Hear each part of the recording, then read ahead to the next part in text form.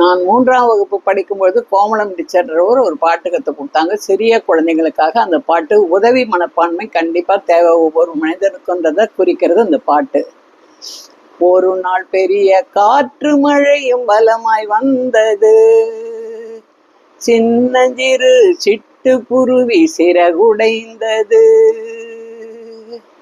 வேப்ப மரமே சிறகுடைந்த குருவினான், மழை காலத்தில் தங்குவதற்கு இடம் தருவாயா?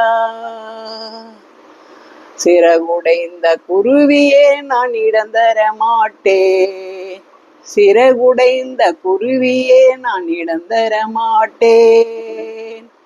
பனைமரமே சிறகுடைந்த குருவினான், மழை காலத்தில் தங்குவதற்கு இடம் தருவாயா?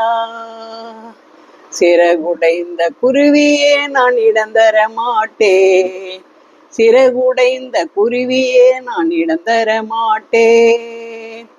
தென்னை மரமே சிறகுடைந்த குருவினான், மழை காலத்தில் தங்குவதற்கு இடம் தருவாயா? சிறகுடைந்த குருவியே நான் இடம் தர மாட்டேன், சிறகுடைந்த குருவியே நான் இடம் தர மாட்டேன். ஆலமரமே சிறகுடைந்த குருவினான், மழை காலத்தில் தங்குவதற்கு இடம் தருவாயா? சிறகுடைந்த குருவியே நான் இடம் தருகின்றேன், சிறகுடைந்த குருவியே உனக்கிடம் தருகின்றேன்.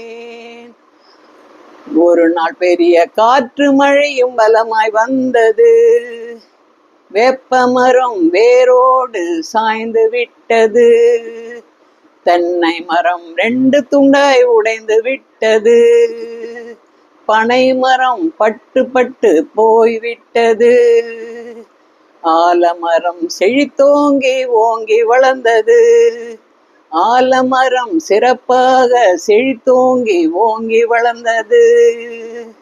உதவின்றது எவ்வளவு பெரிய நன்மை பாருங்க.